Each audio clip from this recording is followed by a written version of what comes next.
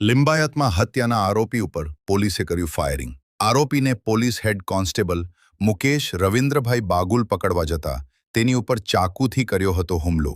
જે બાદ લિંબાયત પોલીસ સ્ટેશનના PID ચૌહાણ દ્વારા સ્વબચાવમાં આરોપીના પગ પર ફાયરિંગ કર્યું છે. જેમાં આરોપી રાહુલકુમાર સંજયનાથ જોગી ઈજાગ્રસ્ત થતા સારવાર માટે નવી સિવિલ હોસ્પિટલમાં ખસેડવામાં આવ્યો હતો.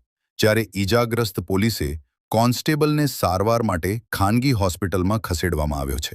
આ બનાવમાં ગઈકાલે મોડી રાતે લિંબાયતના સંજયનગર ખાતે હત્યાનો બનાવ બન્યો હતો, જેમાં આરોપીએ અનુરાજ ઉર્ફે રાજાની કોઈક નજીવી બાબતે હત્યા કરી હતી. જેમાં પોલીસ આરોપીને પકડવા જતા આરોપીએ કોન્સ્ટેબલ ઉપર હુમલો કર્યો હતો. હાલ સમગ્ર મામલે પોલીસ કોન્સ્ટેબલ અને આરોપીનું હોસ્પિટલમાં સારવાર ચાલી રહી છે. ઝડપાયેલા આરોપી વિરુદ્ધ અલગ અલગ પોલીસ સ્ટેશનમાં 17થી વધુ ગુના નોંધાયેલા છે. સુરતના ક્રાઇમ ન્યૂઝ જોવા માટે અમારી ચેનલને લાઇક કરો, શેર કરો, ફોલો કરો.